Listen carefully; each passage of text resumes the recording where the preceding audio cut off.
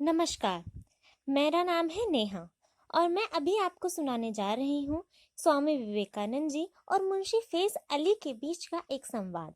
आप इस संवाद को ध्यान से सुनिए। एक बार मुंशी फैज अली ने स्वामी विवेकानंद जी से पूछा, स्वामी जी, हमें बताया गया है कि अल्लाह एक ही है। यदि वह एक ही है तो फिर संसार उसी ने बनाया होगा। स्वामी जी बोले, सत्य है। मुंशी जी बोले, तो फिर इतने प्रकार के मनुष्य क्यों बनाए, जैसे कि हिंदू, मुसलमान, सिख, ईसाई, और सभी को अलग अलग धार्मिक ग्रंथ भी दिए।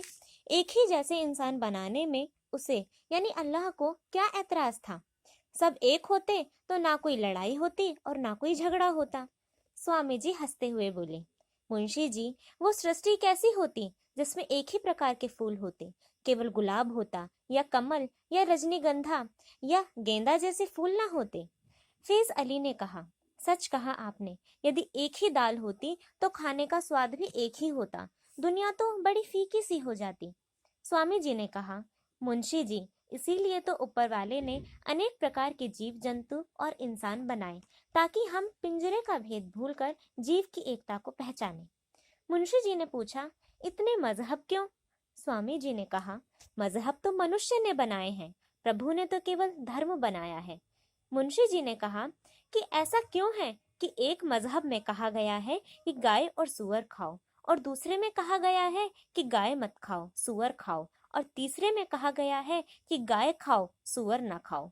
इतना ही नहीं, कुछ लोग तो ये भी कहते हैं कि मना करने पर जो इसे खाए उसे अपना दुश्मन समझो।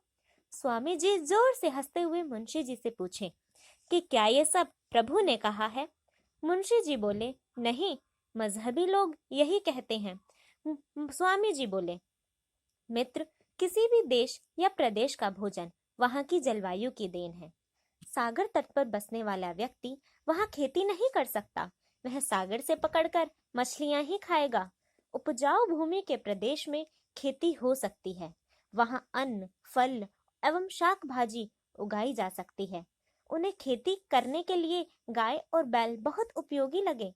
उन्होंने गाय को अपनी माता माना, धरती को अपनी माता माना और नदी को अपनी माता माना, क्योंकि ये सब उनका पालन पोषण माता के समान ही करती हैं। अब जहाँ मरुभूमि है वहाँ खेती कैसे होगी?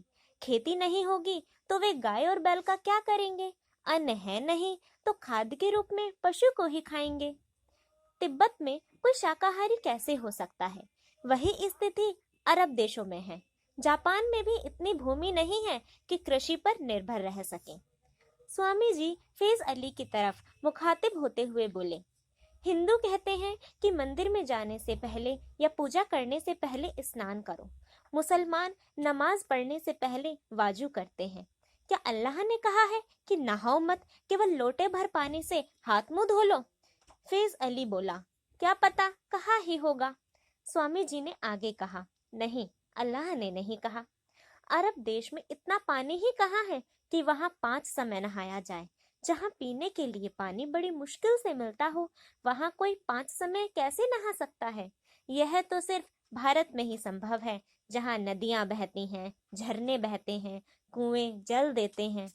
तिब्बत में यदि पानी हो भी तो वहाँ 5 बार व्यक्ति नहाता है तो ठंड के कारण मर ही जाएगा। यह सब प्रकृति ने सबको समझाने के लिए किया है। स्वामी विवेकानंद जी ने आगे समझाते हुए कहा कि मनुष्य की मृत्यु होती है, उसके शव का अंतिम संस्कार करना होता है।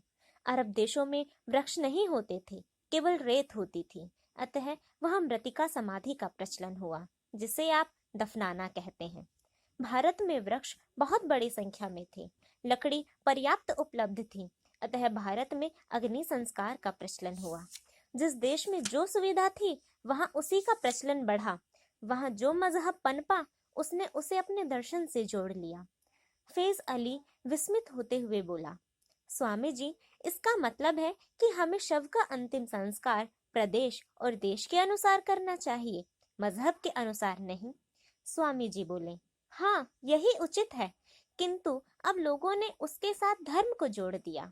मुसलमान ये मानता है कि उसका ये शरीर कयामत के दिन उठेगा, इसीलिए वह शरीर को जलाकर समाप्त नहीं करना चाहता।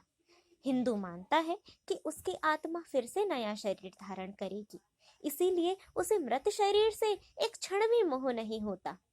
फैज अली ने पूछा कि एक मुसलमान के शव को जलाया जाए और एक हिंदू के शव को दफनाया जाए तो क्या प्रभु नाराज नहीं होंगे? स्वामी जी ने कहा, प्रकृति के नियम ही प्रभु का आदेश है। वैसे प्रभु कभी रुष्ट नहीं होते, वे प्रेम सागर हैं, करुणा सागर हैं। फैज अली ने पूछा, तो हमें उनसे डरना नहीं चाहिए?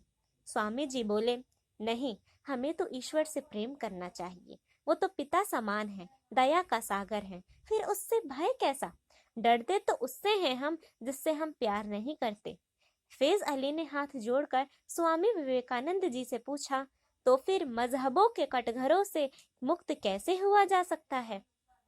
स्वामी जी ने फैज अली की तरफ देखते हुए मुस्कुराकर कहा, क्या तुम सचमुच कटघरों से मुक्त होना चाहते हो? फैज अली ने स्वीकार करने की स्थिति में अपना सिर हिला दिया। स्वामी जी ने आगे समझाते हुए कहा, फल की दुकान पर जाओ, तुम देखोगे वहां आम, नारियल, केले, संतरे, अंगूर आदि अनेक फल बिकते हैं, किंतु वो दुकान तो फल की दुकान ही कहलाती है। वहां अलग अलग नाम से फल ही रखे होते हैं। फैज अली ने हाँ में सर हिला दिया।